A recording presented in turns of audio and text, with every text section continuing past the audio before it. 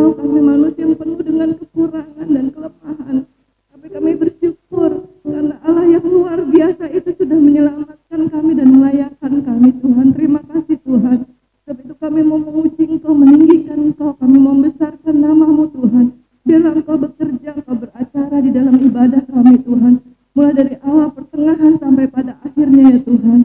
Mengurapi kami pelayan-pelayan-Mu yang melayani Engkau, mengurapi semua jemaat-Mu dengan urapannya daripada Engkau. Terlebih mengurapi hamba-Mu yang akan menyampaikan firman-Mu, Tuhan. Kami percaya, Tuhan, Engkau tahu apa yang paling kami perlukan. Kami tahu Engkau mengerti setiap kami, pribadi lepas pribadi, Tuhan. Apa yang kami paling perlukan dari firman-Mu, kami percaya Engkau tahu itu. Sebab itu bekerja di dalam pembawaan firman-Mu supaya karena hati kami bisa menjadi tanah yang subur, firman-Mu bisa bertumbuh dan berbuah di dalam hati kami. Terima kasih, Tuhan. Kalau ada kuasa kegelapan yang berusaha mengganggu ibadah kami bersatu hati, kami usir di dalam nama Yesus. Biar Engkau saja yang hadir di tengah-tengah ibadah kami. Terima kasih, Tuhan. Kami akan mulai ibadah kami hanya di dalam nama Tuhan kita, Yesus Kristus, Juru Selamat kami hidup. Haleluya, amin. Silakan duduk Bapak Ibu sekalian. Saudara-saudara, kalau saya melihat pertolongan Tuhan itu luar biasa sekali dalam hidup kita. Tapi pertolongan Tuhan yang paling luar biasa dalam hidup kita adalah Dia mengorbankan. Kita menyanyikan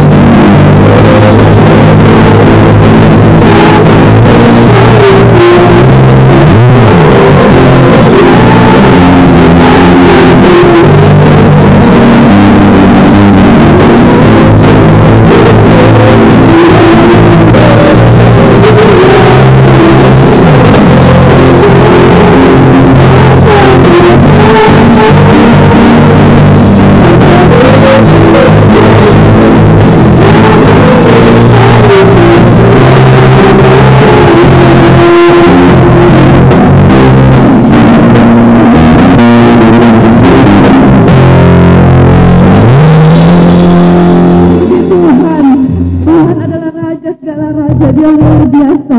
Begitu Allah yang luar biasa itu mau memberikan sukacita buat kita. Di tengah-tengah situasi seperti ini sangat mudah kita merasa khawatir, kita merasa sedih, kita merasa putus asa. Tapi hanya sukacita dari Tuhan yang memberikan kekuatan kepada kita, berikan damai sejahtera. Sukacita, terima sukacita.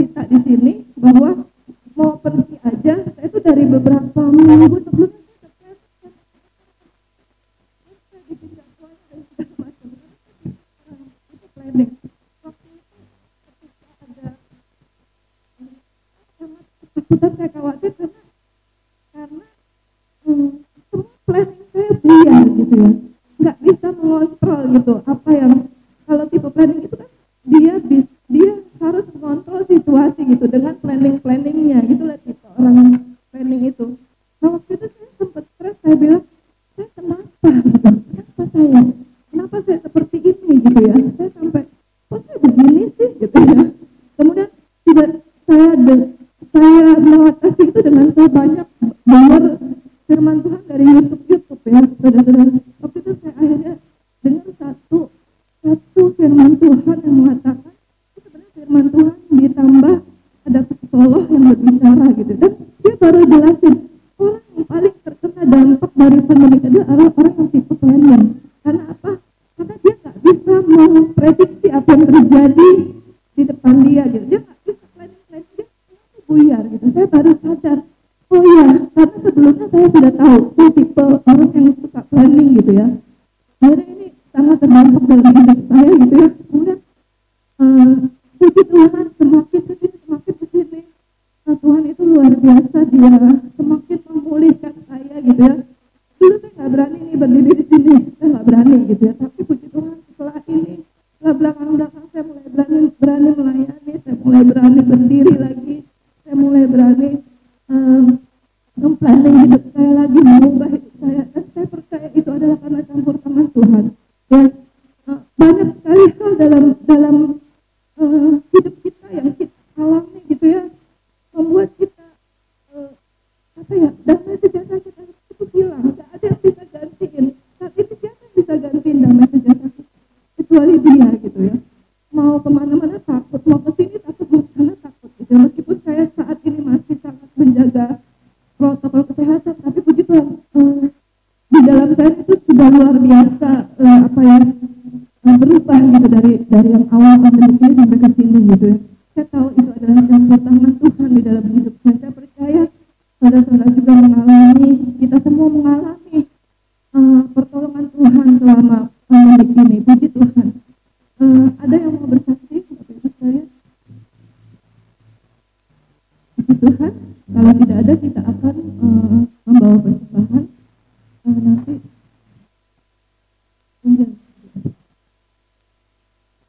Kami mengucap syukur Tuhan buat hari ini kami boleh berada di rumah-Mu, semua para kebaikan dan kemurahan Tuhan dalam hidup kami. Tiba saatnya ya Tuhan, kami akan memberikan persembahan. Biarlah Tuhan kami boleh memberi dengan hati yang tulus dan boleh menyenangkan hati Tuhan. Kami akan memberikan persembahan ya Tuhan, yang di dalam nama Tuhan Yesus Kristus kami sudah berdoa dan mengucap syukur. Haleluya, amin.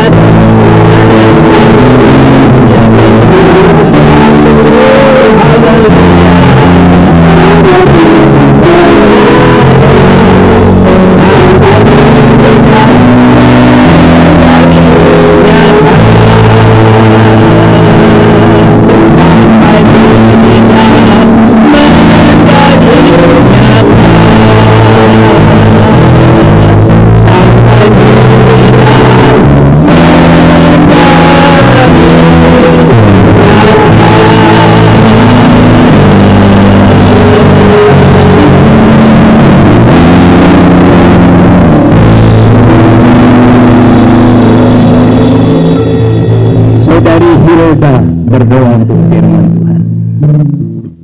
Haleluya. Puji Tuhan. Haleluya.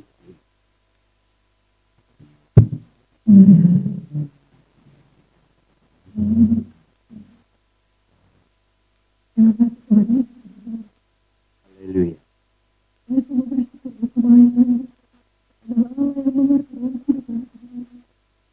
Allah yang peduli atas setiap pergumulan kami. Kami bangga punya Allah seperti Engkau. Dalam keterbatasan kami Tuhan, kami menjalani hari-hari Yesus. Engkau tetap Allah. Haleluya. Kami. Haleluya. Mengasihi kami.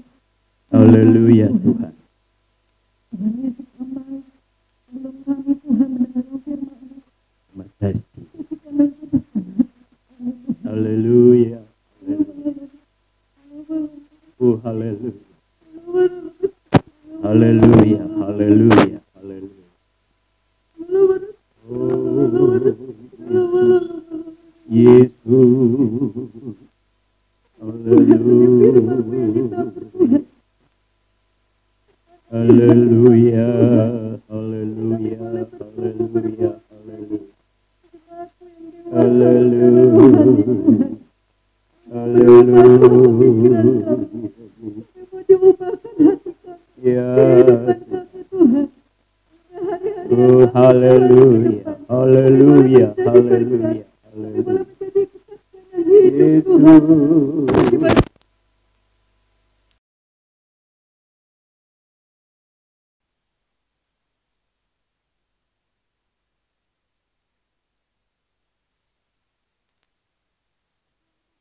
Haleluya. Makasih Tuhan. Haleluya.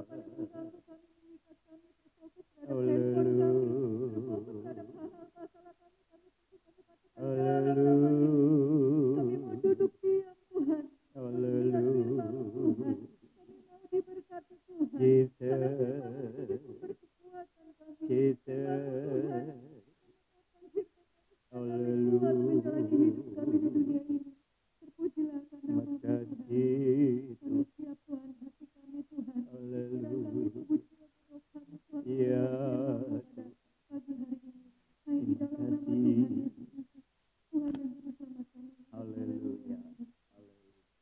Amin. Pagi hari ini kembali firman Tuhan disampaikan oleh Bapak Yonatan. Waktu kami berikan.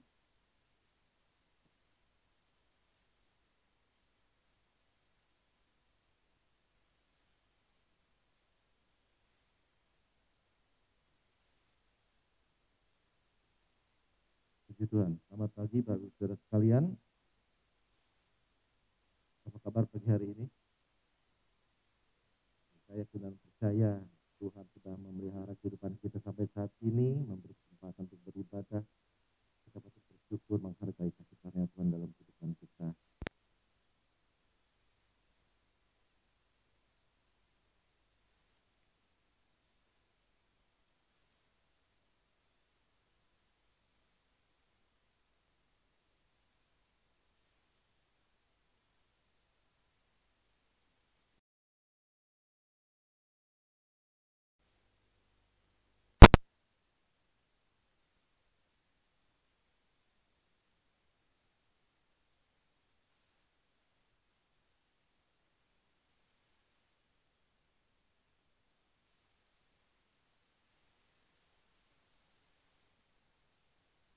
firman Tuhan.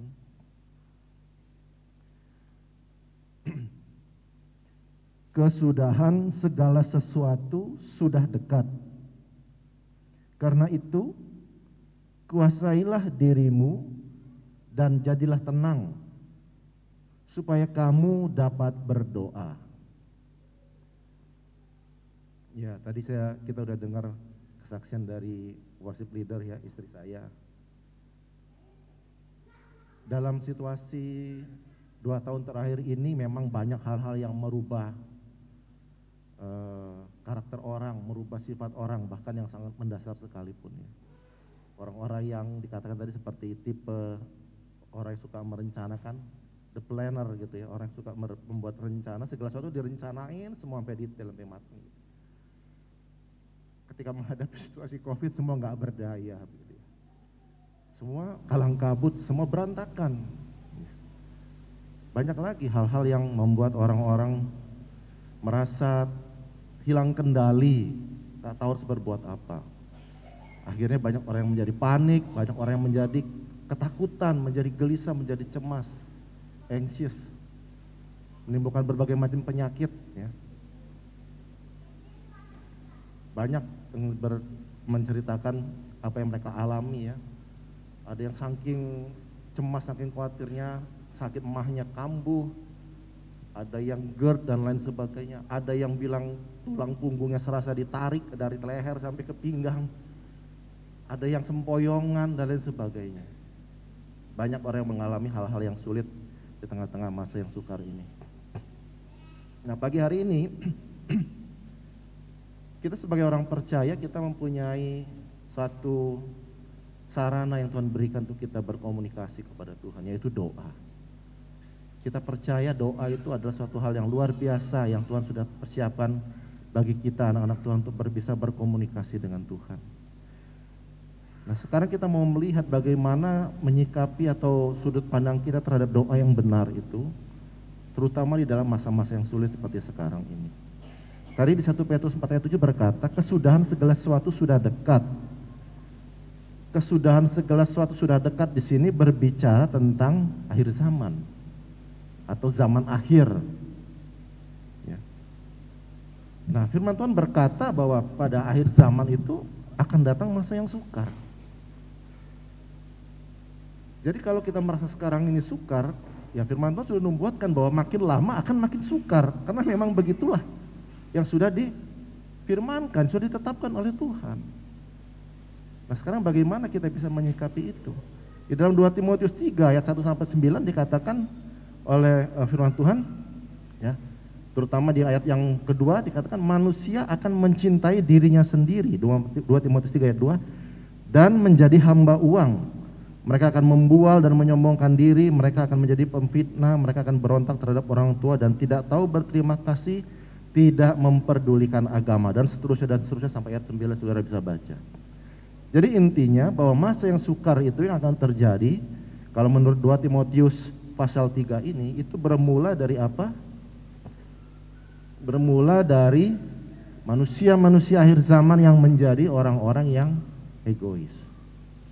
Dikatakan manusia akan mencintai dirinya sendiri, egosentris, berpusat pada diri sendiri. Itulah yang menjadi pangkal masalah seluruh kesulitan, kesukaran pada akhir zaman. Pada akhir zaman makin sukar situasi, makin sulit situasi, orang-orang jadi makin egois, makin memikirkan diri sendiri, makin mementingkan diri sendiri, maka timbullah kekacauan-kekacauan. Kalau kita baca di ayat selanjutnya sampai ayat 9 itu timbullah kekacauan-kekacauan secara moral dan juga secara sosial. Ya. Kita melihat di situ banyak sekali hal-hal yang timbul sebagai dampak efek dari manusia-manusia yang menjadi egois atau yang menjadi egosentris, berpusat pada dirinya sendiri. Ya. Yang jelas tadi di ayat yang kedua dikatakan pada mereka menjadi orang yang tidak memperdulikan agama. Bahkan di bagian lain firman Tuhan berkata mereka adalah orang-orang yang secara lahiriah beribadah tetapi mengingkari kuasa ibadah. Nah, hal-hal seperti ini itu menjadi suatu masalah yang luar biasa. Karena apa? Orang-orang yang berpusat pada diri sendiri, yang egois, egosentris ini, mereka secara lahiriah beribadah, tetapi mereka memungkiri kuasa ibadah itu. Artinya apa? Ibadah bagi mereka adalah suatu tradisi. Ibadah adalah suatu kebiasaan. Mungkin itu adalah warisan turun-temurun karena keluarga ada orang Kristen, sampai sekarang mereka jadi orang Kristen dan lain sebagainya. Atau mereka memang benar-benar sudah nggak peduli dengan apapun tentang agama, kecuali kalau itu ada hubungannya dengan dirinya sendiri. Karena dikatakan di sini pangkal masalahnya adalah itu, egosentris, egois. Manusia menjadi orang yang mencintai dirinya sendiri. Bagi manusia-manusia akhir zaman, aku adalah yang terpenting, diriku adalah yang terpenting. Apapun yang terjadi nggak pedulilah, pokoknya yang penting aku bisa selamat, aku bisa lolos, aku bisa survive, aku bisa bertahan, aku bisa berhasil, aku bisa sukses, aku bisa mencapai apa yang aku inginkan. Nggak peduli dah yang lain, aku dan aku. Nah, celakanya sekarang sikap egois ini juga firman Tuhan sudah nubuatkan bahwa memang itu karena keegoisan manusia itu yang berpusat pada diri sendiri itu. Selain merusak tatanan moral dan tatanan sosial di dalam masyarakat, ya, dalam praktek-praktek beribadah pun hal-hal seperti ini sangat berpengaruh, termasuk di dalam doa. Ya. Makanya dikatakan oleh Yakobus pasal 4 ayat 3, ada orang-orang yang salah berdoa. Dikatakan oleh Alkitab dalam Yakobus 4 ayat 3, atau kamu berdoa juga, tetapi kamu tidak menerima apa-apa karena kamu salah berdoa. Sebab yang kamu minta itu hendak kamu habiskan untuk memuaskan hawa nafsumu. Inilah contoh egoisme, egosentris yang masuk dalam tata ibadah, termasuk dalam doa. Salah berdoa, karena apa? Karena doanya itu ditujukan untuk memuaskan hawa nafsu. Kembali ke apa yang dikatakan oleh 2 Timotius 3 ayat 2 tadi. Manusia cinta dirinya, sampai doa pun semuanya difokuskan pada dirinya. Lebih celaka lagi, difokuskan pada pemenuhan hawa nafsu. Ya memang kadang-kadang dalam situasi yang sulit manusia itu cenderung berusaha untuk mencoba melepaskan diri dari situasi yang dia rasa tidak nyaman. Tidak ada orang yang betah berada pada kondisi yang tidak nyaman. Semua orang ingin yang nyaman, semua orang ingin yang enak, semua orang ingin yang bagus-bagus, yang baik-baik saja. Tidak mau ada yang buruk terjadi atau yang tidak enak terjadi. Dan tidak jarang dalam doa kita berkata, oh Tuhan kalau bisa lepaskanlah semua ini, Tuhan tolong saya keluarkan dari masalah ini, Tuhan luputkanlah saya dari sakit penyakit ini, Tuhan tolong lepaskan saya dari masalah yang melilit kehidupan saya. Nah, kita mau lihat bagaimana kita bisa berdoa dengan benar ya di tengah-tengah situasi yang seperti ini. Katakan ya, kamu salah berdoa. Jadi ada doa yang salah. Enggak berarti kalau kita ada orang yang rajin sekali berdoa, semua berdoa, dikit-dikit berdoa, apa-apa berdoa itu berarti sudah benar semuanya. Belum tentu juga. Karena dengan jelas firman Tuhan berkata ada orang yang salah berdoa. Nah, sekarang yang celakanya lagi, yang lebih mengkhawatirkan lagi pada akhir-akhir zaman ini, banyak sekali pengajar-pengajar, ya, hamba-hamba Tuhan mungkin, pada kutip, yang mengajarkan ya hal-hal tentang doa, tentang pemenuhan doa atau jawaban doa, cara bagaimana supaya doa kita bisa dijawab, cara bagaimana supaya doa kita bisa dikabulkan, cara bagaimana doa kita supaya bisa mendapat jawaban sesuai dengan keinginan kita. Banyak diajarkan ya. Orang-orang yang sepertinya memberikan suatu solusi terhadap masalah yang dihadapi oleh banyak umat manusia. Nah, ini adalah hal-hal yang sesungguhnya membuat doa yang benar itu menjadi semakin jauh dari kenyataan. Karena apa? Yang terjadi, yang difokuskan adalah bagaimana doa itu menjadi sarana untuk memenuhi kebutuhan, memenuhi keinginan, menjawab persoalan masalah kita. Bagi orang-orang yang baru percaya kepada Tuhan atau baru bertobat, ini hal yang sangat menarik. Orang-orang yang punya background klinik gitu ya, punya background penyembahan berhala, punya background ibadah-ibadah yang dengan pemujaan begitu. Ini mungkin hal yang menarik bagi mereka, karena bagi mereka kalau orang di luar Tuhan, ada orang yang ingin mendapatkan sesuatu, mereka memuja sesuatu dengan mengorbankan sesuatu, dan keinginan mereka dikabulkan, terpenuhi. Banyak kita sering dengar cerita-cerita seperti itu. Nah, orang-orang seperti ini ketika menjadi anak Tuhan, menjadi Kristen, sepertinya cocok firman Tuhan seperti itu. Jadi bagi mereka, orang-orang yang punya latar belakang seperti itu, dan juga tapi yang sekarang terjadi, ada banyak juga anak-anak Tuhan yang sudah Kristen sejak lahir pun karena tidak memiliki konsep yang jelas, akhirnya terpancing atau mengikuti prinsip seperti itu. Bagi mereka doa itu sama seperti mantra. Doa itu seperti apa ya? Seperti suatu formula menyampaikan keinginan kepada Yang Maha Kuasa untuk dikabulkan. Inilah yang dikatakan oleh Yakobus, itu orang yang salah berdoa, menyalahgunakan doa. Doa itu suatu hal yang berkuasa. Dikatakan doa orang benar itu bila dinaikkan dengan yakin besar kuasanya, benar. Tetapi penyalahgunaan doa itu jauh lebih berbahaya.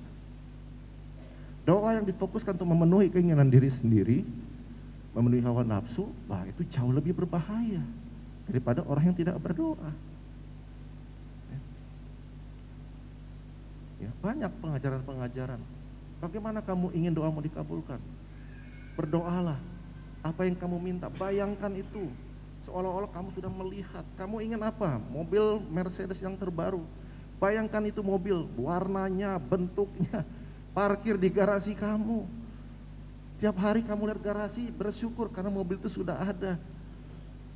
Ini namanya kalau anak muda zaman sekarang bilang halu ya. Dan hal seperti ini diajarkan. Kita mungkin pernah dengar. Ini adalah New Age Movement.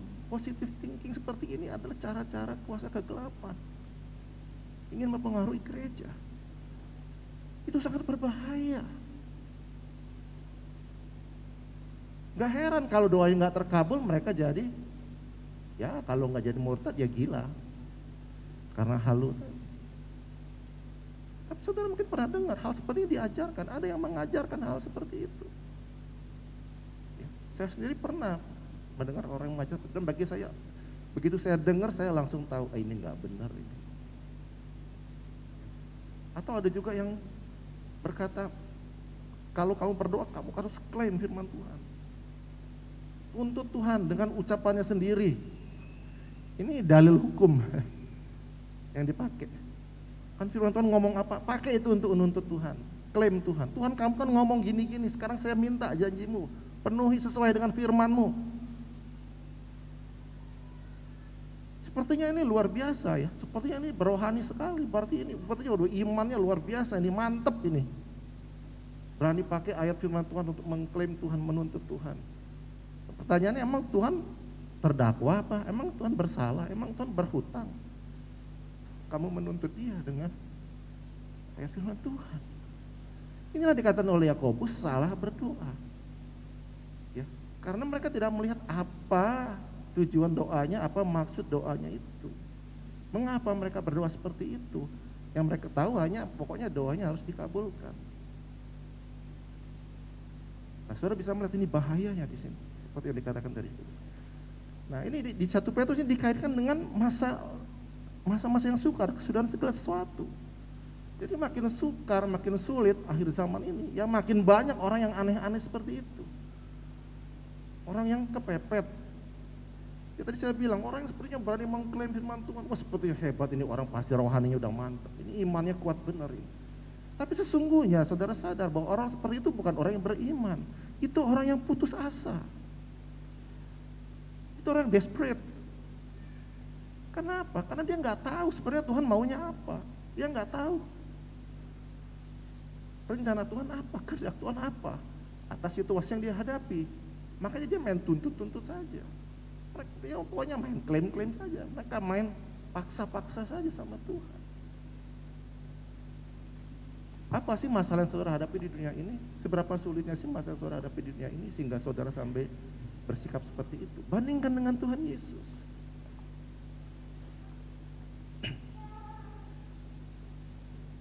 Ketika Yesus menghadapi salib, saudara bisa bandingkan itu. Dalam Matius 26 ayat 39, Yesus berkata, maka ia maju sedikit lalu sujud dan berdoa, katanya, ya Bapakku, jikalau sekiranya mungkin, biarlah cawan ini lalu daripadaku, tetapi janganlah seperti yang ku kehendaki, melainkan seperti yang Engkau kehendaki. Tadi saya bilang, saudara di dunia ini sekarang menghadapi masalah apa? Sampai saudara paksa-paksa Tuhan. Ini Yesus ini menghadapi masalah yang sangat luar biasa. Dia menghadapi dosa seluruh umat manusia. Menghadapi salib. Dan dia berdoa. Doanya seperti apa? Saudara coba baca sekali dengan teliti. Ya Bapakku, jikalau sekiranya mungkin, ini iman macam apa? Pasti akan diketahui sama orang-orang tipe orang yang suka mengklaim-klaim itu. Masa kamu doa gitu? Ya Tuhan kalau mungkin. Itu mah gak beriman itu, gak mantep imannya. Klaim firman Tuhan, Tuhan firman berkata gini-gini, kami klaim firman-Mu. Nah itu baru mantep. Bandingkan dengan Tuhan Yesus. Jikalau sekiranya mungkin orang ketahui ini iman macam apa jikalau sekiranya mungkin. Tapi kita harus lihat mengapa Yesus bisa berkata seperti itu dalam doanya. Karena dia tahu persis rencana Bapa. Dia tahu persis kehendak Bapa dalam situasi yang dia hadapi. Inilah orang yang beriman yang sejati itu. Bukan yang tadi saya katakan orang yang panik, yang desperate itu, yang putus asa hingga main klaim sana, main klaim sini. Paksa Tuhan. Ketika dia mengerti rencana Tuhan yang begitu besar, luar biasa bagi umat manusia. Walaupun sebagai manusia 100% dia begitu ketakutan, dikatakan di dalam doanya dia sampai mengeluarkan keringat darah.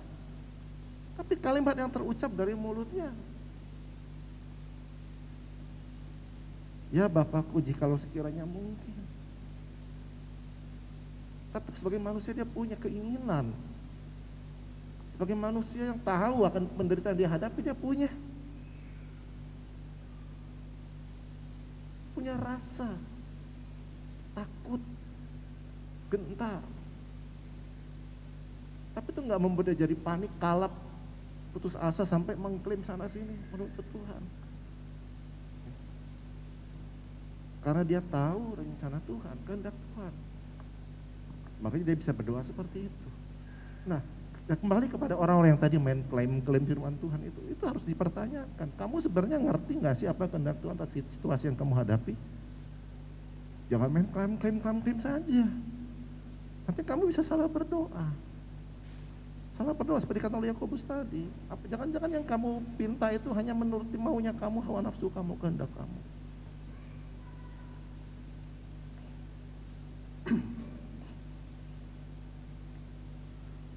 Ya, inilah kadang-kadang situasi yang semakin sulit membuat orang panik.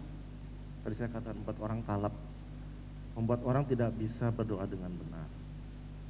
Nah, oleh karena itu tadi kita kembali ke ayat yang pokok kita.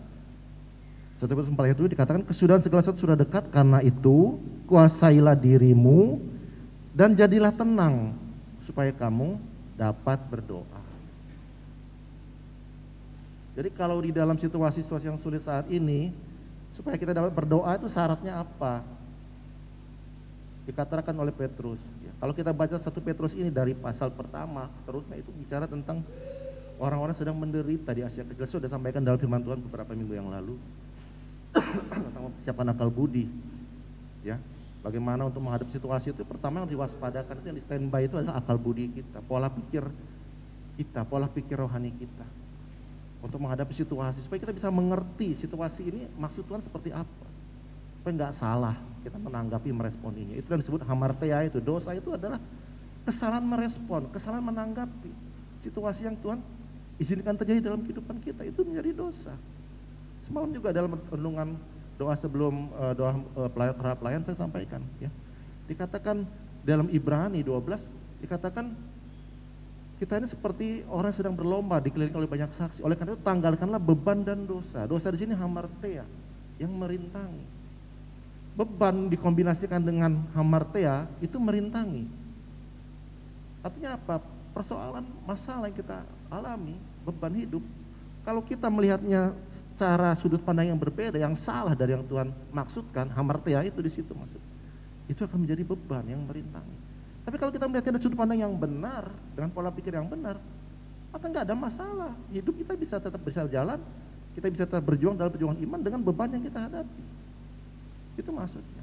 Nah juga kembali sekarang, setelah pola pikir kita dibenahi, sekarang di dalam 1 Petrus ini bicara tentang doa kita juga harus diperbaiki, dibenahi. Situasi yang semakin sulit, jangan membuat kita menjadi orang-orang yang panik, yang putus asa tadi. Dikatakan dengan jelas oleh Petrus, kuasailah dirimu dan jadilah tenang supaya kamu dapat berdoa. Dan untuk dapat berdoa di situasi yang semakin sulit ini, yang semakin menekan ini, ada 2 syarat disampaikan di situ oleh Petrus. Pertama, kuasailah dirimu, dan yang kedua, jadilah tenang. Kita akan lihat satu persatu. Pertama dikatakan kuasailah dirimu. Bagaimana doa itu? Nah ini, kadang-kadang suka aneh ya. Banyak orang berpikir doa itu adalah sarana untuk memuaskan keinginannya, kemauannya di hadapan Tuhan. Makanya dia berdoa, kan saya pengen, makanya saya berdoa. Saya mau, makanya saya berdoa. Saya pengen begini, begitu, makanya saya berdoa. Tapi Petrus bilang justru kalau kamu berdoa, kamu harus kuasai dirimu dulu. Ini seperti suatu hal yang bertentangan. Kan bagi banyak orang, doa itu adalah sarana untuk dia mendapatkan keinginannya melalui kuasa Tuhan. Ya kan seperti itu pengertian orang. Tapi justru di dalam Petrus mengatakan tidak. Ketika kamu berdoa, kamu harus kuasai dirimu dulu. Nah ini hal yang banyak kali tidak dipahami. Tapi pada hari-hari yang semakin sulit ini kita harus menyadari firman Tuhan ini berkata sedemikian rupa bahwa untuk berdoa itu syaratnya itu pertama harus menguasai diri. Kuasailah dirimu. Rasul Paulus mengajarkan bagi kita untuk bisa menguasai diri, dikatakan bahwa kita harus menguasai diri itu menurut apa? Menurut ukuran iman. Di dalam Roma 12 ayat 3. Saya bacakan untuk saudara. Demikian Rasul Paulus berkata, berdasarkan kasih karunia yang dianugerahkan kepadaku, aku berkata kepada setiap orang di antara kamu, janganlah kamu memikirkan hal-hal yang lebih tinggi daripada yang patut kamu pikirkan. Tetapi hendaklah kamu berpikir begitu rupa sehingga kamu menguasai diri menurut ukuran iman yang dikaruniakan Allah kepada kamu masing-masing. Ini Paulus bicara tentang orang-orang yang berpikirannya tuh tinggi-tinggi ini. Overthinking, bukan cuma khawatir, tapi berpikir yang berlebih-lebihan. Kalau dalam bahasa Asia itu artinya seperti itu, berpikir yang berlebih-lebihan dari yang seharusnya dia pikirkan. Bisa kekhawatiran, juga bisa keinginan yang berlebihan. Intinya semua berlebihan. Ini ada orang yang tidak menguasai diri. Makanya dikatakan oleh Paulus, tetapi kamu harus berpikir sedemikian rupa sehingga kamu menguasai diri menurut ukuran iman. Jadi saya dengan jelas ini dikatakan bahwa kita harus bisa menguasai diri kita. Dalam kita berpikir, kita harus menguasai diri. Dan menguasai diri itu harus menurut ukuran iman yang dianugerahkan Tuhan kepada kamu masing-masing. Dari ayat ini kita bisa menangkap satu poin bahwa ukuran iman itu adalah karunia Allah. Yang dikaruniakan Allah kepada kamu. Ya. Ukuran iman itu juga menentukan cara kamu menguasai diri dan cara kamu berpikir. Jadi itu bukan suatu produk instan atau suatu produk yang bisa kamu dapatkan dari sumber-sumber yang lain. Tidak bisa. Karena dengan jelas dikatakan di sini bahwa ukuran iman itu adalah dikaruniakan Allah. Artinya hanya ada satu sumbernya, dari Allah. Karena apa? Karena iman itu datang dari apa? Dari mendengar akan firman Allah. Ya. Dikatakan di dalam Roma pasal yang ke-10 ayat 17. Jadi iman timbul dari pendengaran dan pendengaran oleh firman Kristus. Nah, kembali tadi kepada syarat doa tadi, untuk bisa menguasai diri dikatakan kita harus menguasai diri menurut iman. Ukuran iman yang dikaruniakan Allah kepada kita. Dan Iman kita itu hanya bisa kita dapat dari mendengar firman Kristus. Mendengar firman Kristus. Artinya apa? Kalau saudara ingin meningkatkan penguasaan diri saudara, berarti saudara harus meningkatkan iman saudara. Kalau saudara ingin meningkatkan iman saudara, berarti saudara harus lebih banyak mendengar firman Kristus.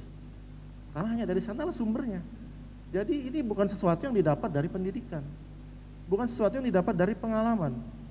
Bukan sesuatu yang didapat dari pelatihan. Ini adalah yang didapat dari Allah.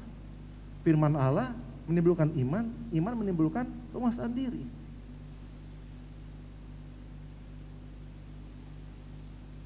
Jadi untuk bisa berdoa dengan baik, dengan benar itu nggak bisa dilatih seperti orang kursus. Itu memerlukan suatu proses.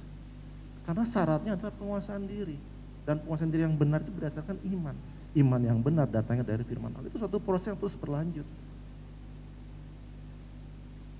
Jadi nggak bisa orang bisa berdoa dengan baik dan benar kalau dia tidak pernah mendengar firman Allah. Itu nggak mungkin. Itu impossible. Dari ayat-ayat ini dengan jelas dikatakan, untuk bisa berdoa dengan baik, kita harus menguasai diri menurut ukuran iman. Dan untuk mendapatkan iman itu kita harus mendengar firman Tuhan. Harus ada sesuatu yang masuk dulu. Ya seperti orang bernafas. Makanya saya kasih judul firman Tuhan pada pagi hari ini, doa yang benar, nafas hidup orang percaya. Banyak kali kita berpikir doa itu ada soal mengeluarkan apa yang ada di dalam isi hati kita, maunya kita, kehendak kita. Tapi justru itu bukan cara bernapas yang benar. Saudara pernah lihat orang bernapas hanya menghembuskan nafas saja? Hembuskan nafas, tidak pernah narik nafas. Mati saudara. Saudara menghembuskan nafas terus bisa menghembuskan nafas yang terakhir nantinya. Saudara harus tarik nafas dulu. Baru saudara bisa hembus. Apa yang saudara tarik nafas itu? Itulah firman Tuhan yang masuk. Menjadi iman. Iman itu menjadi standar kita menguasai diri dan itulah yang kita doakan. Saudara bisa melihat sampai di sini kaitannya. Makanya dikatakan doa itu adalah nafas orang percaya. Tapi pagi hari saya katakan enggak semua doa itu nafas orang percaya. Doa yang benar itu nafas orang yang percaya. Artinya apa? Doa dengan mekanisme yang benar. Harus ada firman dulu yang masuk. Ya, menjadi iman, membuat kita bisa menguasai diri, mengontrol diri menurut iman itu yang kita doakan, sampaikan kepada Tuhan. Itulah doa yang benar. Seperti orang bernapas, tarik nafas dulu, firman Tuhan masuk, hembuskan nafas, doa. Tarik nafas, firman Tuhan, hembuskan nafas, doa. Jadi kalau orang mau banyak berdoa, mau bisa doa didengar dijawab oleh Tuhan, dia harus sering-sering dengar firman Tuhan supaya apa? Doanya sesuai berkenan pada Tuhan. Sebaliknya kalau kita juga suka dengar firman Tuhan, nggak suka berdoa, itu juga berbahaya. Saudara tarik nafas, terus tahan nafas, nggak mau dikeluarkan, ya saudara mati juga, mati rohani. Jadi saudara lihat di sini, nafas hidup orang percaya itu adalah doa yang benar, doa dengan mekanisme yang benar, yang bermula dari firman Tuhan yang kita serap, menjadi bagian dari diri kita, menjadi bagian dari kehidupan kita, menjadi bagian dari kehendak, kemauan, keinginan kita. Makanya Yesus mengajarkan, ya, dalam Yohanes 15 ayat 7. Jikalau kamu tinggal di dalam aku dan firmanku tinggal di dalam kamu, mintalah apa saja yang kamu kehendaki dan kamu akan menerimanya.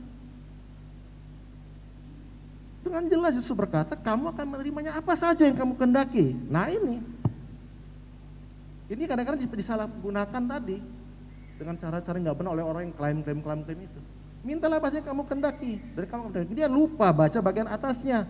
Jikalau kamu tinggal di dalam aku dan firmanku tinggal dalam, sama seperti nafas hidup yang kita tarik tadi, firman Tuhan ada di dalam kita. Itulah yang akan menjadi bagian dari diri kita. Firman Tuhan itu menjadi darah daging kita, menjadi keinginan, kehendak, kemauan kita. Makanya ketika kita berdoa pun itu pasti sesuai dengan firman Tuhan. Karena apa? Karena firman Tuhan itu sudah menjadi bagian kita, di dalam kita, menjadi darah daging bagi kita. Keinginan kita pasti sesuai dengan kehendak Tuhan, dengan maunya Tuhan, dengan apa yang Tuhan rencanakan. Makanya dikatakan doa kita pasti akan dikabulkan. Jangan dibalik, jangan hantam kromo. Pokoknya hanya baca sebagian. Apa saja yang kamu kehendaki, kamu akan menerima ya. Lupa syaratnya. Gak bisa. Doa yang benar harus seperti itu. Dimulai dengan meresapi firman Tuhan, menikmati firman Tuhan, menjadikan itu iman yang mendarah daging. Standar menguasai diri, standar kontrol keinginan, kehendak, kemauan kita. Baru kita bisa berdoa. Yesus juga mengajarkan dalam doa Bapa kami. Bapa kami yang di surga, dikuduskanlah namamu, datanglah kerajaanmu, jadilah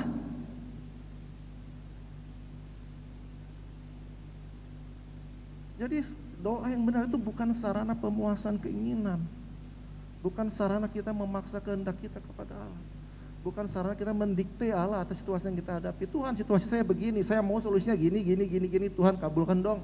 Ayat firman Tuhan berkata begini, Tuhan tolong dong kabulkan sesuai dengan firman. Well, itu kadang-kadang menjadi pola pikir yang keliru. Mungkin itu sepertinya secara manajemen krisis itu krisis manajemen bagus gitu ya. Metode yang bagus, tapi itu salah. Itu tidak benar menurut firman Tuhan. Anda nggak akan pernah bisa berdoa yang berkenan kepada Allah kalau Anda tidak pernah menikmati firman Tuhan yang benar dan menjadikan itu bagian dari diri Anda. Nggak akan pernah bisa gitu. Karena dikatakan oleh Petrus tadi, untuk kita bisa berdoa, kita harus menguasai diri. Dan menguasai diri itu menurut iman yang datang dari mendengar akan firman Tuhan. Sampai di sini kita bisa mengerti sekarang, oh benar, ternyata doa itu benar adalah nafas, persis seperti orang yang bernafas. Menghirup firman, mengeluarkan doa. Menghirup firman, menyampaikan doa. Nah, sekarang ini yang terjadi adalah apa? Ya, apalagi di kota-kota besar, banyak orang yang menderita penyakit saluran pernapasan. Kenapa? Ngisep asap knalpot, asap dari pabrik, polusi udara yang begitu parah. Banyak orang yang menderita infeksi saluran pernapasan, menderita gangguan sistem pernapasan. Karena apa? Karena tadi yang mereka hirup itu adalah udara yang kotor, bukan udara yang segar. Makanya banyak orang-orang suka pergi cari udara yang segar ke puncak atau kemana lah, ke tempat yang jauh yang masih murni udaranya, alamnya. Makanya kalau akhir minggu di mana-mana, Puncak, Sentul, Bogor semua macet karena orang Jakarta sumpek tiap hari ngisep asap knalpot. Orang-orang percaya juga banyak yang menderita sakit pernapasan rohani. Karena apa? Mereka menghirup udara yang gak bersih, yang gak segar. Bukannya menghirup firman Tuhan yang murni, yang benar, yang segar, yang menguatkan itu. Mereka malah menghirup udara yang tercemar. Oleh apa? Ya, dikatakan di dalam Yohanes 15.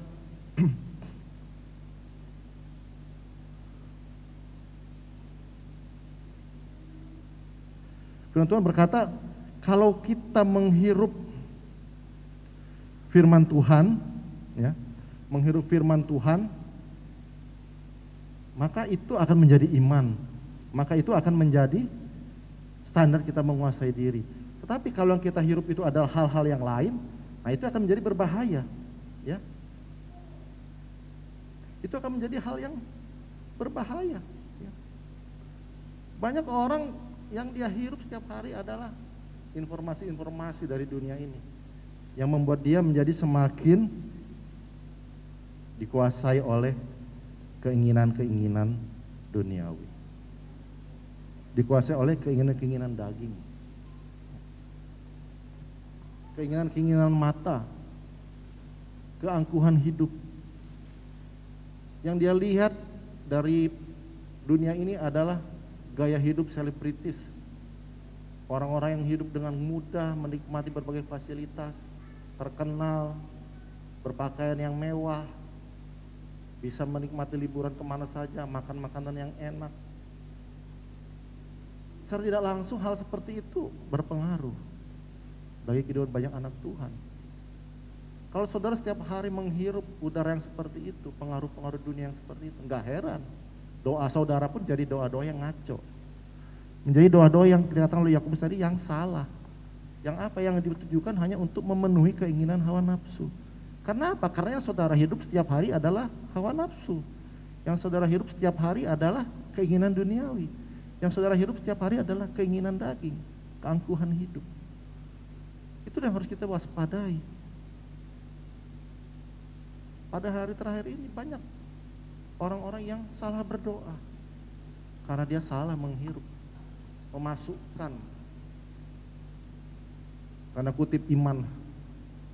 Kalau iman kan dari firman Tuhan. Kalau ini bentuk iman yang lain, kepercayaan atau keyakinan apalah yang berdasarkan dari dunia. Inilah yang menyebabkan doanya ngaco-ngaco itu. Doa-doa yang egois, doa-doa yang memaksa Tuhan, doa-doa yang mementingkan Allah. Nah, kalau doa yang seperti ini bukan doa yang benar. Dan ini bukan napas hidup orang percaya. Ini penyakit pernapasan orang percaya namanya. Pagi hari ini kita sudah melihat dari firman Tuhan dan kita sudah mengerti bahwa doa yang benar itu dinaikkan dengan sikap penguasaan diri yang berdasarkan iman dari firman Tuhan. Maka itu pasti akan dikabulkan oleh Tuhan. Karena itu sesungguhnya adalah kehendak Tuhan sendiri yang dinyatakan melalui kehidupan kita. Itulah sebenarnya hakikat doa yang benar. Yang kedua, jadilah tenang.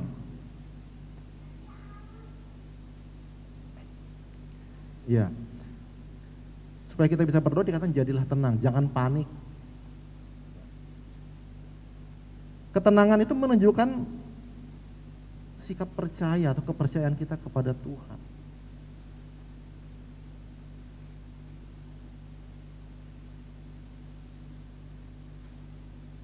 Ketika murid-murid berperahu dengan Tuhan Yesus, di mana Tuhan Yesus tertidur di buritan dan mereka menghadapi angin sakal yang luar biasa. Mereka berkata kepada Yesus, Yesus bangun, apakah Engkau akan biarkan kami binasa? Yesus berkata, hai kamu orang yang kurang percaya, mengapa kamu takut? Hai kamu orang yang kurang percaya atau yang tidak percaya.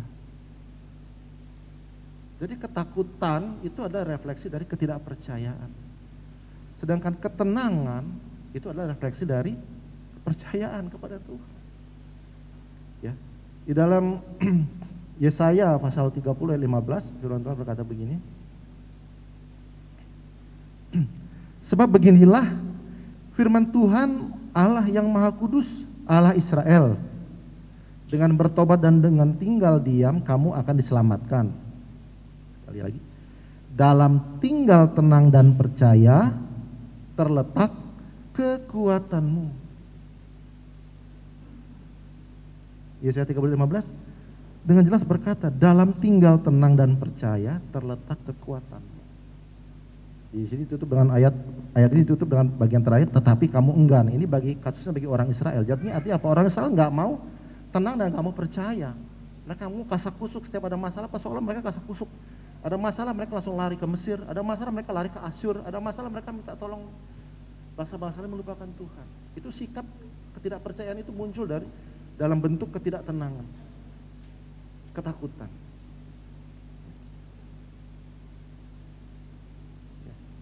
Nah, yang menarik kalau kita perhatikan di sini, kata percaya di dalam Yesaya 30:15 ini, ya, dalam tinggal tenang dan percaya, kata percaya di sini dalam bahasa Ibrani bitkau. Bitkau. Nah, bitkau ini adalah bentuk feminim. Jadi kata-kata Ibrani itu ada gendernya ya. Ini bitkau ini adalah bentuk feminim dari kata batah. Kalau saya ngomong batah, saudara-saudara pasti ingat, saya udah berapa kali bawa firman Tuhan tentang batah ini. Batah itu artinya percaya, itu memiliki artinya bertingkat ya. Percaya, mempercayakan diri dan mengandalkan Tuhan. Kalau dalam Yeremia kita baca 7:15 itu 7:5 dan sebagainya itu dikatakan diberkatilah orang yang mengandalkan Tuhan. Tapi dalam pengkhotbah dikatakan percayalah kepada Tuhan. Itu kata yang sama, bata. Bata itu artinya percaya, mempercayakan diri, dan yang paling puncak artinya adalah mengandalkan Tuhan. Kalau arti letternya atau arti secara hurufiah itu artinya berlindung di balik Tuhan, itu bata itu. Nah ini bitkau ini yang di dalam Yesaya 30:15 ini, percaya di sini itu adalah bentuk feminimnya dari kata bata, artinya sama. Percaya, mempercayakan, dan mengandalkan Tuhan. Makanya dikatakan gini, dalam tinggal tenang dan percaya. Jadi sikap tenang yang berdasarkan pada mengandalkan Tuhan, berserah kepada Tuhan, itu yang menjadi kekuatan. Nah ketika kita ingin berdoa, menaikkan suatu permohonan kepada Tuhan, sikap tenang ini dibutuhkan. Karena apa? Dengan kita bersikap tenang itu mencerminkan bahwa kita itu percaya kepada Tuhan. Kita mempercayakan diri kepada Tuhan. Dan kita mengandalkan Tuhan. Inilah justru sebenarnya yang menunjukkan iman yang sejati. Ya, ketenangan yang muncul dari sikap percaya, berserah kepada Tuhan, itulah sebenarnya kualitas iman yang sejati. Bukan yang main klaim itu. Bukan yang main tuntut itu. Itu bukan menunjukkan iman yang kuat, itu iman kekanak-kanakan, itu kepanikan. Justru di dalam ketenangan, sikap berserah, percaya, itulah dikatakan letak kekuatan. Justru di situ menunjukkan bahwa kita ini orang yang kuat di dalam Tuhan. Nah pagi hari ini kita sudah belajar dari firman Tuhan. Bagaimana kita bisa berdoa dengan benar di tengah-tengah situasi yang dikatakan semakin hari semakin sulit, semakin sukar, bahkan akan semakin bertambah sukar. Kita harus bisa memiliki sikap-sikap yang benar seperti yang diajarkan oleh Petrus. Pertama, kita harus bisa menguasai diri menurut iman yang datang dari firman Tuhan. Kedua, kita harus memiliki sikap tenang, ya, yang berdasarkan pada rasa percaya dan mengandalkan Tuhan berserah kepada Tuhan. Kalau kita bisa memiliki dua sikap itu, nah barulah berdoa. Itu yang dikatakan oleh Petrus. Hari-hari ini mungkin kita menghadapi banyak masalah, banyak persoalan, banyak tantangan, banyak hal yang harus kita hadapi. Ya siapa sih yang bisa memprediksi akan seperti apa akhirnya situasi COVID ini? Siapa yang bisa memprediksi dengan pasti? Kita di sini sudah agak tenang-tenang ya. Udah mulai banyak yang main jalan-jalan, udah mulai banyak yang makan-makan bersama. Saudara tahu sekarang di Australia masih lockdown. Di Eropa masih menggila. Nah, di situasi dunia yang sudah masuk ke era global seperti sekarang ini, nggak ada negara yang bisa luput dari pengaruh akibat masalah negara yang lain. Apalagi negara itu negara-negara yang utama seperti negara Eropa. Australia itu kan negara-negara yang mempunyai peran yang penting dalam globalisasi dunia. Apakah akan ada dampaknya bagi negara kita? Pasti akan ada. Nah jadi ya saya nggak membuat saudara berpikir pesimis akan masa depan. Tidak, kita anak Tuhan nggak boleh pesimis. Tapi memang firman Tuhan sudah katakan itu bahwa memang situasi itu akan semakin lama semakin sukar. Makanya dikatakan kita harus memiliki sikap yang benar, termasuk juga dalam doa-doa kita. Mempunyai landasan yang benar untuk kita berdoa. Supaya itu menjadi benar-benar menjadi nafas. Jadi doa itu bukan sarana untuk sekedar kita meminta Tuhan memenuhi keinginan kita. Tapi itu adalah wujud representasi dari iman kita. Itu adalah wujud dari pemahaman kita kan firman Tuhan. Wujud dari keberadaan diri kita, kedewasaan iman kita. Seberapa jauh kita dibentuk oleh Tuhan, seberapa jauh kita sudah diizinkan oleh Tuhan melalui proses penyucian yang Dia kerjakan dalam kehidupan kita. Itu tercermin dari doa-doa kita. Oleh sebab itu pagi hari ini ketika saudara menghadapi situasi yang sulit sekalipun, yang mungkin cara manusia berat, cara manusia suka. Pagi hari ini Tuhan mengajarkan kita tetap berdoa, tapi doa yang benar. Ya, saudara harus mengerti dengan baik, dengan benar, apa maunya Tuhan, apa kehendak Tuhan, apa rencana Tuhan atas situasi yang saudara hadapi saat ini. Itulah penguasaan diri. Saudara harus tidak panik, saudara tetap berserah, percaya, mempercayakan, mengandalkan. Itulah sikap tenang. Dua hal inilah yang mencerminkan iman yang sejati dari orang-orang yang benar, orang-orang yang diproses oleh Tuhan. Maka naikkanlah doa. Naikkanlah doa, percayalah. Kuasa doa itu tidak pernah berubah. Dan ditekid dan percaya Tuhan akan menjawab setiap doa-doa kita. Asal kita naikkan dengan benar di hadapan Tuhan. Bukan doa-doa yang egois, yang mementingkan diri sendiri, apalagi yang ingin memenuhi hawa nafsu. Tapi doa-doa yang lahir dari pergumulan yang benar. Karena Tuhan berkata bahwa setiap segala sesuatu itu diizinkan oleh Tuhan terjadi dalam kehidupan kita. Untuk apa? Mendatangkan kebaikan. Makanya kembali saya tekankan, dosa itu bukannya maling, nyolong, korupsi itu saja. Hamartia itu artinya kesalahan kita menangkap sasaran. Tidak tepat sasaran. Gak mengerti maunya Tuhan apa. Termasuk dalam situasi sulit yang kita hadapi saat ini. Ya.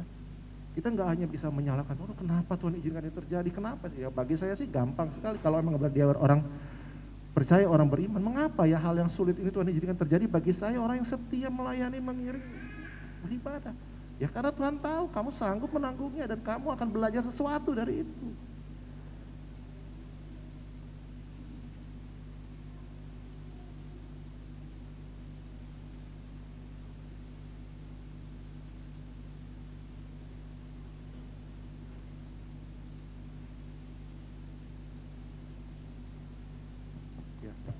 Kamu pasti akan mendapat sesuatu yang berharga, yang mulia, yang indah dari Tuhan. Atas apa yang Tuhan izinkan terjadi dalam hidupmu.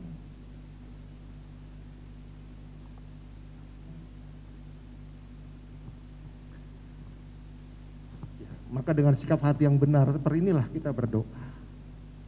Kita berdoa dengan sikap hati yang percaya, berserah. Kita berdoa. Sama seperti Yesus. Situasi yang sangat berat sekalipun. Ya Tuhan, kalau boleh cawan ini lalulah, tapi bukan kehendakku yang menjadi kehendak. Itulah doa yang benar, yang menjadi nafas hidup orang percaya. Puji Tuhan, telah Tuhan sampaikan di sini, saya kembalikan kepada Bapak.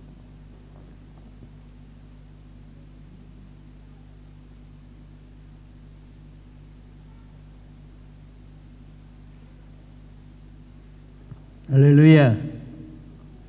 Haleluya.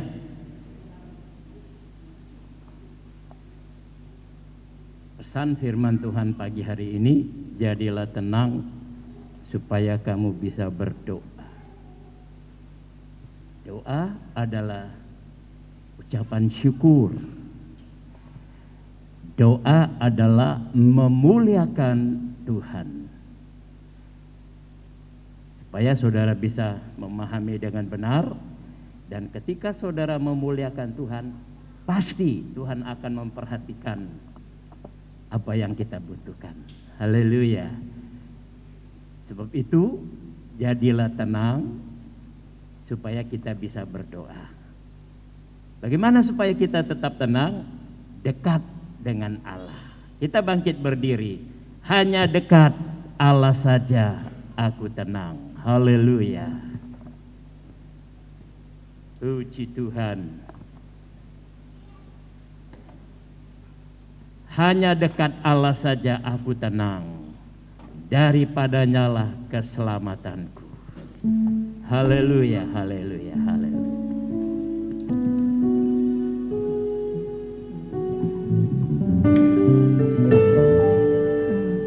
Hanya dekat Allah saja aku tenang.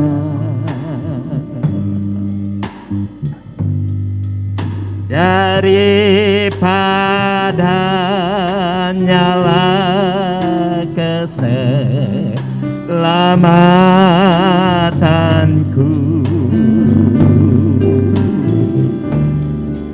hanya Dia gunung batu, hanya Dia kota bentengku. Aku tidak akan goyah lama-lamanya. Hanya dekat Allah saja, hanya dekat Allah saja aku tenang. Amin, haleluya. Daripada nyala keselamatanku,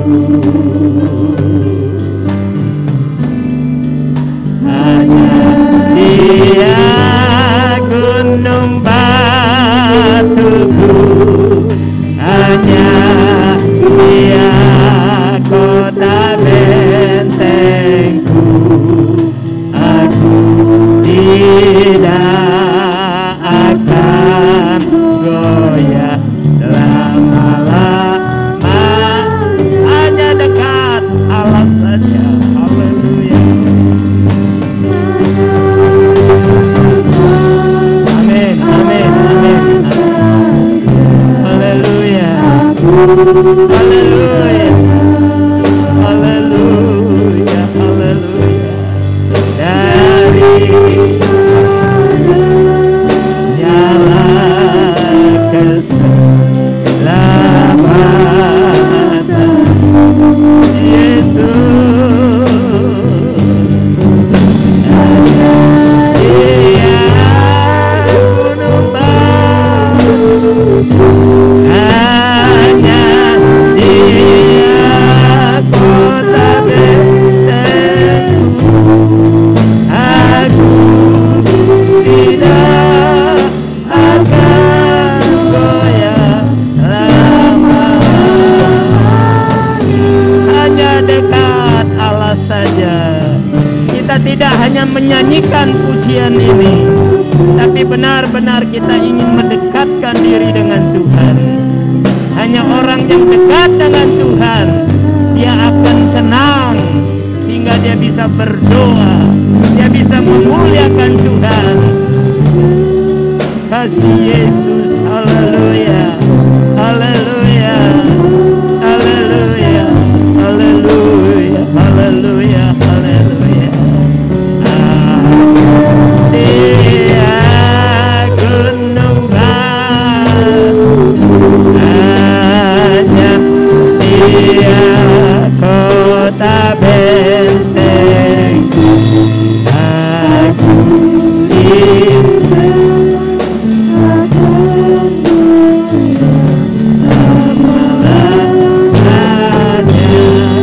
Bapak Sinaga berdoa.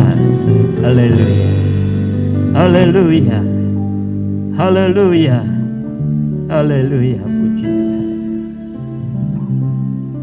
Bapa di surga, Bapa yang kami sembah di dalam nama Tuhan Yesus Kristus. Di pagi hari, di siang hari ini Tuhan, kami mengucap syukur dan berterima kasih kepadamu Tuhan, karena kasih dan pertolongan-Mu nyata dalam setiap kehidupan kami, sehingga kami boleh ada Tuhan pada pagi siang hari ini Tuhan, ada di dalam rumah-Mu. Kami boleh memuji, memuliakan nama Tuhan dengan segenap hati kami, dengan segenap jiwa kami Tuhan. Biarlah pujian kami, biarlah penyembahan kami Tuhan boleh senantiasa menyenangkan hati Tuhan. Bapa di surga, seberapa kami umat-umat-Mu yang ada pada pagi hari ini, siang menjelang siang ini Tuhan, biarlah senantiasa Tuhan apa yang sudah firman-Kan, apa yang suara-Mu yang sudah kami dengar Tuhan pada pagi hari ini, biarlah firman-Mu boleh tertanam di setiap hati kami. Tuhan mengingatkan kami kembali lewat firman Tuhan, agar kami boleh menguasai hati kami, agar kami boleh senantiasa tenang, agar kami boleh senantiasa dengan tenang untuk berdoa. Terima kasih atas firman-Mu ya Bapa. Terima kasih Tuhan atas nasihat-Mu ya Tuhan. Biarlah firman-Mu boleh tertanam di setiap hati kami Tuhan, agar kami boleh senantiasa kami boleh kuat untuk menghadapi hari-hari kami Tuhan. Di hadapan kami banyak Tuhan yang kami boleh hadapi ya Bapa, tapi kami boleh bersama dengan Tuhan. Kami boleh kuat dan mampu untuk menghadapi hari-hari kami ya Tuhan. Bapa di surga, kami yang ada Tuhan di pagi hari ini Tuhan, kami percaya Engkau sudah memberkati kami Tuhan. Apapun Tuhan yang kami rencanakan, apapun yang kami Tuhan mau kerjakan, biarlah senantiasa Engkau mengandalkan Tuhan. Bersama dengan Tuhan kami boleh melakukan apapun. Tuhan akan selalu memberkati kami. Tuhan akan selalu menuntun setiap langkah-langkah hidup kami Tuhan. Terima kasih ya Bapa. Kami menyadari Tuhan banyak kekurangan, kelemahan kami, kekuatan kami. Tapi Engkau tetap mengampuni kami. Engkau tetap mengasihi kami Tuhan, karena Engkau Bapa yang setia. Biarlah senantiasa kami boleh setia Bapa. Hamba-Hamba-Mu yang terlibat. Yesus. Biarlah senantiasa urapan dari Roh Kudus yang selalu mengurapi mereka, agar mereka senantiasa boleh mampu untuk melayani Tuhan dengan segenap hati. Kami percaya ada upah dari surga yang Kau berikan bagi kami semua, baik Tuhan umat-Mu yang terlibat Tuhan pada pagi hari, khususnya hamba-Mu ya Bapa yang terlibat memberitakan firman Tuhan. Mari urapi ya Tuhan Yesus. Biarlah Tuhan pelayanannya semakin diberkati. Semua itu hormat kemuliaan. Tuhan. Khususnya kami berdoa Tuhan buat hamba keluarga besar Tuhan. Mari Tuhan Engkau mengurapi, memberkati. Yesus. Biarlah urapan Roh Kudus selalu Tuhan buat kedua hamba-Mu, sehingga kami Tuhan umat-umat GPDI boleh senantiasa boleh dimenangkan, mendapat kemenangan demi kemenangan ya Bapa. Terima kasih ya Tuhan. Inilah sebentar kami akan memberikan persembahan ya Tuhan. Mari apa yang kami berikan Tuhan biar senantiasa dari hati Tuhan, sehingga pemberian kami Tuhan boleh menyenangkan. Terima kasih Tuhan. Kami akan memberikan persembahan, kami alaskan di dalam nama Tuhan Kristus. Haleluya. Amin. Silakan duduk. Kita nyanyikan kembali pujian tadi, persembahan di jalan. Hanya dekat Allah saja aku tenang, daripada jalan keselamatanku.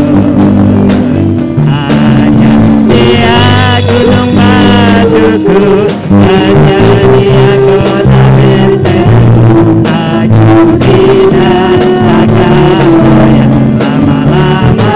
Hanya dekat Allah saja, hanya dekat Allah saja aku tenang, daripada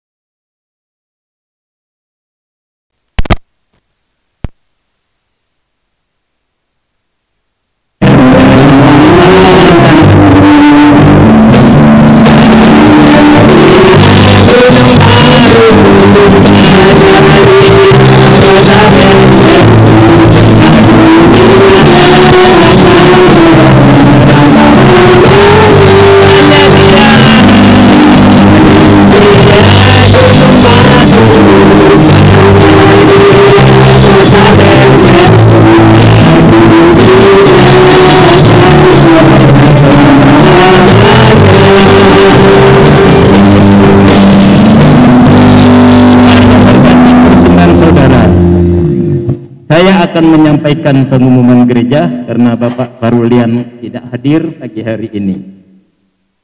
Pengumuman yang pertama adalah Vision School yang kemarin kita sudah dengar lewat Bapak Samuel Kim dari Korea. Hari Sabtu tanggal 30, jadi Sabtu ini, itu kita menjadi tuan rumah pelaksanaan Vision School yang dilaksanakan oleh para misionaris dari Korea. Jadi mereka yang akan memberikan pengarahan dalam acara Vision School ini pada hari Sabtu tanggal 30 jam 9 pagi sampai jam 12. Jadi kita menjadi tuan rumah. Kemarin diadakan di GBI Simpangan Depok. Jadi untuk Sabtu ini GPD Efrata menjadi tuan rumah. Kepada saudara yang minggu kemarin sudah mengambil formulir dan mengisi, harap saudara hadir. Jadi kemarin ada 12 orang yang sudah mengisi formulir isian. Diharapkan saudara hadir pada hari sampai jam 12 di gereja ini. Kemudian ibadah diadakan jam 5 sore, digabung menjadi pagi, ya, sehingga kaum muda bisa mengikuti acara Vision School ini karena kita tuan rumah, saudaraku sekalian, ya. Dan saya harap semua kaum muda bisa hadir jam 9 pagi sampai jam 12. Saudara nanti akan mengikuti pelajaran yang disampaikan oleh hamba-hamba Tuhan dari Korea. Jadi pembicaranya dari Korea semua. Ya. Saudaraku yang dikasih oleh Tuhan, sekali lagi jangan lupa hari Sabtu. Ya, saudara yang sudah mengisi formulir kemarin harap hadir. Dan ibadah kaum muda digabung menjadi pagi hari jam 9 sampai jam 12. Yang kedua, kita mendapat undangan dari keluarga Bapak Dr. Andes Misbet Bukit dan keluarga Bapak Saud Sinaga yang tadi baru selesai berdoa, di mana hari Sabtu juga tanggal 30 jam 10 pagi ada pemberkatan nikah anak mereka, yaitu saudara Ridoni Daniel Bukit. Tolong berdiri. Nah ini dia. Dan Yunike Lucy Dahlia Borusinaga. Ini dia si Ike, ya, yang kita sering panggil Ike, anaknya Pak Sinaga yang pertama. Di kedua saudara kita ini akan diberkati pada hari Sabtu tanggal 30 Oktober di gereja GBKP Cisalak. Ya. Silakan duduk kembali. Nah, saudaraku sekalian, karena ini masih dalam kondisi pandemi COVID, jadi undangan cuma dibatasi 30 orang. Kita diharapkan terutama untuk mendoakan supaya kedua saudara kita ini mereka boleh memasuki rumah tangga yang diberkati oleh Tuhan. Ya. Jadi sekali lagi kita jemaat GPD Efrata diundang untuk hadir dalam pemberkatan nikah saudara Ridoni Daniel Bukit dan saudari Yunike Lucy Dahlia Borusinaga. Tuhan memberkati. Ibadah minggu depan berjalan seperti biasa. Minggu pagi jam 7, minggu sore jam 4 sore. Tuhan menolong dan Tuhan memberkati kita. Mari kita bangkit berdiri, kita akhiri ibadah kita. Haleluya. Haleluya. Yesus kekuatanku dalam hidup ini. Yesus kekuatanku dalam hidup Yesus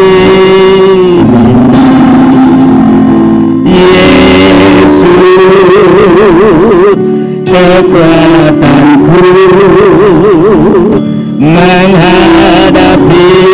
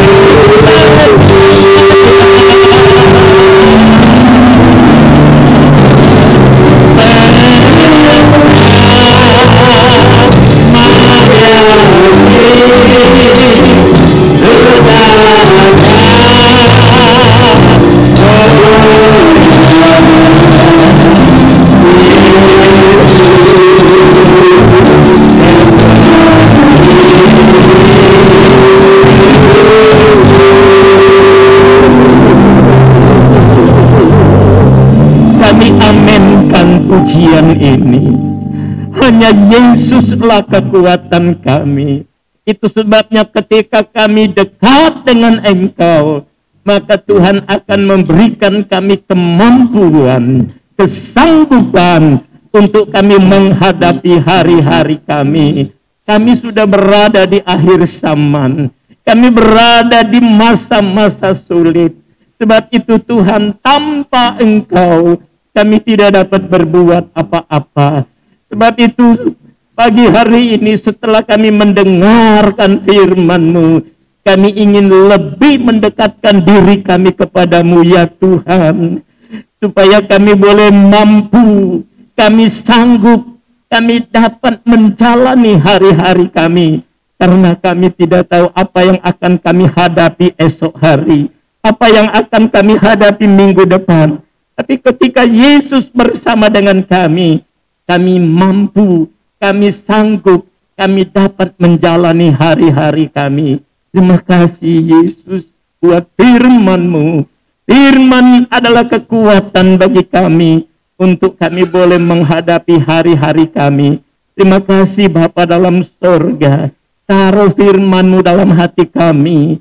Taruh firman-Mu Tuhan, supaya kami tetap kuat, supaya kami tetap setia, supaya kami senantiasa merindukan untuk dekat dengan Engkau.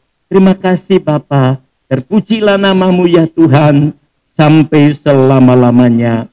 Hamba mau berdoa pagi hari ini, buat rencana pemberkatan nikah Saudara Redoni Daniel Bukit dan Saudari Yunike Lucy Dahlia Borusinaga yang akan diadakan pada hari Sabtu tanggal 30 Oktober.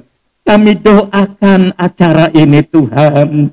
Biarlah Tuhan turut bekerja, sehingga dalam pemberkatan nikah ini Yesus hadir di tengah-tengah pernikahan kedua saudara kami ini, sehingga mereka boleh menikmati kebahagiaan yang sejati yang datangnya dari Tuhan.